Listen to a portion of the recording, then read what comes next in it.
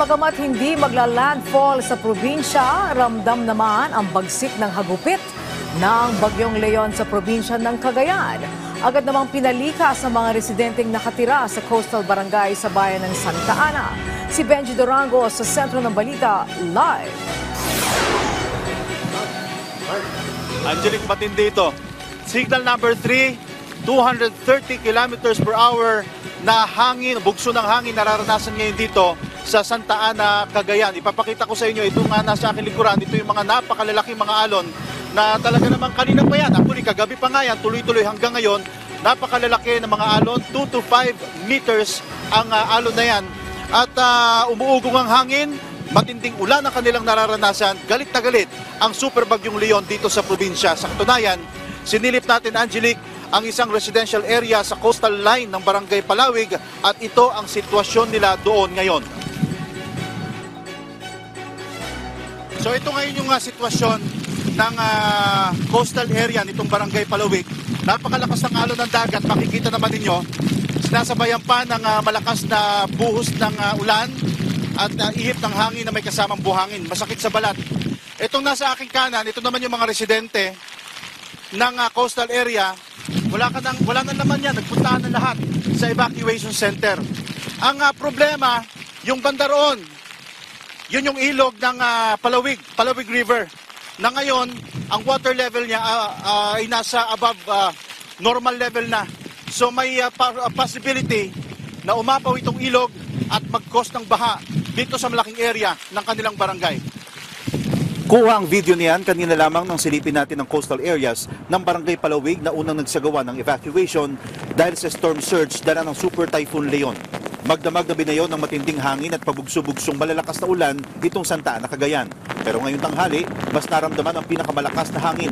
Nasa western side tayo ng Santa Ana kung saan tumama ang pinakamalakas na pagbugso ng hangin. Sa ngayon, tinatayang nasa 103 na pamilya o 261 na katao ang inilikas mula sa mga coastal barangays. Pinakamalaki ang bilang sa Barangay Palawig na may 60 pamilya.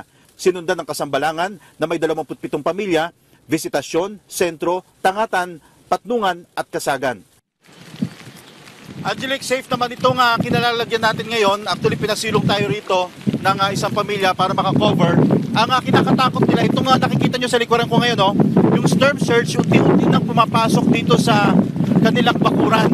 At kapag nangyari yan, pwedeng umabot na yung baha hanggang dito sa aming lugar ngayon. Kanina tumawag sa akin ang MDRRMO na nagsasabi nga sila na isang barangay, dyan sa may barangay Kasambalangan, ay nagre-rescue, ongoing ang rescue operation para naman sa mga residente na nasa coastal line ng barangay na yan. Medyo unsafe na rin kaya kinakailangan na silang i-evacuate. Wala na rin supply ng kuryente dito sa lugar na ito. Yan muna update mula dito sa Santa Ana, Cagayan. Balik sa iyo, Angelic. Okay, so Benji, mataas ang kinaroroonan mo. Ang nakakatakot dyan ay pag umakyat palalo, yung storm surge. And secondly, meron din ba tsansa ng landslide dyan naman sa mataas na lugar na yan? Malaking bahagi ng Santa Ana, Cagayan, Angelic, ang pulang-pula pagdating sa usapin na landslide.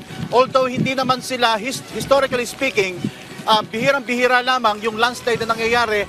Ang nagiging problema lamang, ang nalalandslide kasi, Angelic, itong mga kalsada.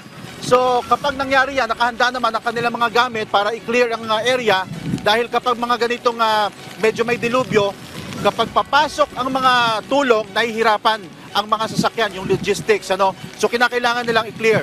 Yung sinasabi mo naman, yung storm surge, yan nga unti-una, eto nga medyo mataas yung lugar namin, pinapasok pa rin ng tubig dagat, lalong-lalo na yung mga nasa mabababang lugar.